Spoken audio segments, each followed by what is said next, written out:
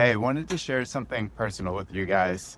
When I was a kid, I had these big dreams about what I'd have for my life. I would make all sorts of impact, make lots of money, be well known, all these things. And the only way that I could channel that at the time was to be a Major League Baseball player. So I put all of my energy at 5 or 6 years old, all the way through my teen years, into becoming the best baseball player I could.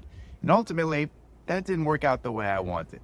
So again, big dream, big ambition, it was inside of me, but that channel was fizzling out. I needed a new place to direct it. So in growing up the way I did, I was surrounded by a lot of traditional rules around military, religion, get good grades, get into a good school, get a good job.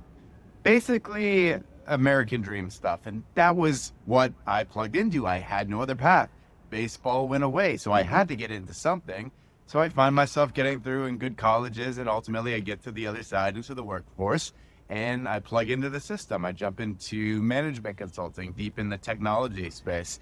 And again, no better option. So I started plugging away again and again at that. Had the big dream, but had this narrow option. And I started to feel constrained, but again, it was the only real option. So years go by, 15 years in corporate actually, and I keep getting into one title after another, working at all these prestigious companies, giving advice up to boards of directors, C-suite at these major corporations. I'm in my 20s, my early 30s. Who am I to be doing this? But I find myself in these situations because, again, I had this big dream and all this ambition, and this was the thing offered to me. So I gave everything to that. I gave everything to my corporate path. I would be in grad school. I would go at night to school. I would jump on a plane to London, be gone for a week, see my family for a little bit. I was always leaving my wife and kids at home because I was all in. That's where my big dream could happen. But this big dream felt like it was just getting into smaller and smaller boxes, these narrowly defined things. I remember in my early 30s thinking, well, what's the best this could get? And I thought, well, I'm on this corporate path, so CEO? Am I going to be on boards of directors at major companies? Again, that makes sense. So, I applied to get my MBA. I get accepted to some schools. I'm about to go in, but then my intuition, my gut's saying, this doesn't feel right. It doesn't feel good. And I ultimately pulled out of that path, getting into an MBA. I'd already been into business school as an undergrad. And again, testing myself, big dream, but in this small box. And the next box was just get into an MBA program. All these places, whether it was a director role, whether it was leading a capability team, owning some global responsibility, or getting this new credential, it just felt like getting into one box after another. The big dream couldn't fit in that at all. And again, I was sacrificing everything about my life to compress this big dream into this small box. And it eventually got to the point where I knew I couldn't tolerate that anymore. Big dream trying to fit into this small box. But again, I had no other options. Baseball was off the table now. I was on the default path, crushing it, and secretly feeling completely constrained and caged and wondering, what do I do with all of this? I didn't know what else was available to me. But then, I don't even remember why. It was over 10 years ago at this point. I decided to invest and put myself in this 10K mastermind with a bunch of other business owners, entrepreneurs. I would go to Toronto once a quarter for these workshops with Dan Sullivan, a strategic coach. He's a masterful coach, one of probably the best coach of all time. If you look at the range of entrepreneurs he's coached. And I just remember being in awe and just being in this environment with these people that own these businesses and were doing what they loved and channeling who they were into these businesses, into these products. I was like, what is this? How can I have this? Because they were taking their big dreams and they were not letting it just go into some small box that was offered to them. They were taking their big dream and making it go into this massive space, not even a box. They were saying, let me express my full self out through a business.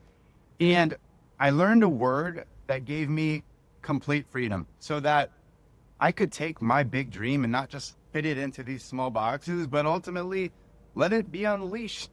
Let myself flourish. Let me build something. Because that's the key thing.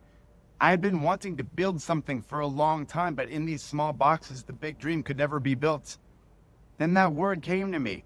And I saw it all around with these folks. A founder wasn't something that I ever resonated with. I thought a founder was someone who got venture capital money, that was in Silicon Valley, that went to Y Combinator, that was getting seed round funding.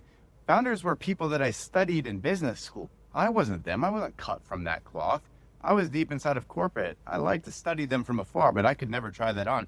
But the more I hung around these people, when I would go to those workshops, when I would go to entrepreneurial events, these founders were people who built something out of nothing. They took big dreams and they packaged them into businesses and ultimately into discrete products that served people that they felt compelled to help, that delivered remarkable results. Maybe it was a software product, maybe it was a physical one, maybe it was some sort of advisory business, whatever it was. They were doing something remarkable that was then pushed out. And that word changed my life. When I learned to say that a founder is just someone who takes what they're capable of and they learn to package it. It becomes career capital over all these years that they've been developing. I spent 15 years in corporate. You've spent years doing something. And when you learn that everything in your life, professionally and personally, is just raw material, then that's what you go build with. It becomes intellectual property, and that IP can become a product and the source of an amazing business. But you've got to go through that process. You've got to trust it. And again, that word founder absolutely unleashed me to the world. And I'm thinking about this here. I'm in Barcelona. Behind me is the Sagrada Familia, one of the most famous churches in the entire world.